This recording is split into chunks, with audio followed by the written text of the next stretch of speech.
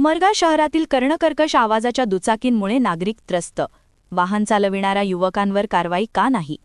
तरुणाईच्या बेफिकीर वृत्तीकडे पालकांनीही लक्ष देण्याची गरज. उमरगा शहरातील वाहतूक व्यवस्था कमालीची ढेपाळली आहे. त्यातच दुचाकी व चारचाकी यांचा फॅन्सी नंबर प्लेट आणि कर्णकर्कश आवाजाने नागरिक त्रस्त असून अशा वाहन चालकावर पोलीस प्रशासनाने कार्यवाही करण्याची मागणी नागरिकांतून होत आहे. शहरातून गेलेल्या राष्ट्रीय महामार्ग व अंतर्गत भागातून धावणाऱ्या काही वाहनांच्या कर्णकर्कश आवाजामुळे शहरात ध्वनी प्रदूषणात वाढ होत असून त्याचा त्रास आजारी रुग्ण, लहान मुले, गर्भवती महिलांना होत आहे. प्रत्येक वाहनांवरील आवाजाला मर्यादा घालून दिलेली आहे. मात्र काही हौशी वाहन चालक वाहनांवर कर्णकर्कश हॉर्न लावून बिनधास्तपणे वाहने चालवितात. यामुळे नागरिकांना त्रास सहन करावा लागत आहे. शहरात बहुतांश ठिकाणी आधीच होणारी वाहतूक कोंडीमुळे त्रस्त झालेल्या शहरवासियांना कर्णकर्कश आवाजामुळे बेजार झाले आहेत. सकाळी व संध्याकाळी तर अशा वाहनांची जणू स्पर्धाच दिसून येते. काही दुचाकीस्वार विशेषतः पोलीस ठाण्यासमोरून जातात त्यावेळी पोलीस केवळ बघ्याची भूमिका घेतात हे विशेष. दुचाकी चालवणारे बरेच मुलं अल्पवयीन आहेत.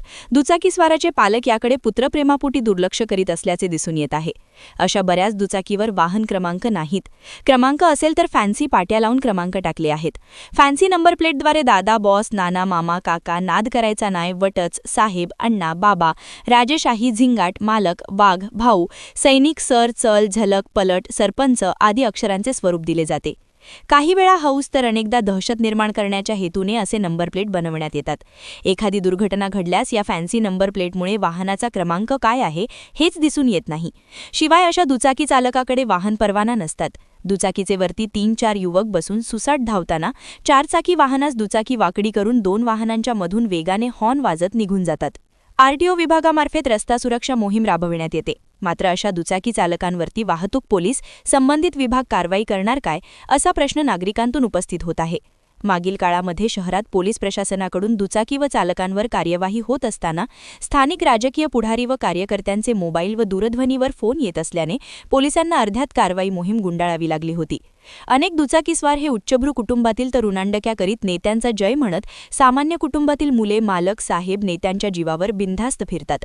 संबंधित विभागाने कुण्याही मालक, साहेब व पुढाऱ्याच्या दबावाखाली न येता वाहन पकडल्याक्षणी गुन्हा दाखल केल्यास अशा प्रकारावर नक्कीच आळा बसेल. सूर्य मराठी न्यूजसाठी ऋषिकेश सुरवसे, उमरगा.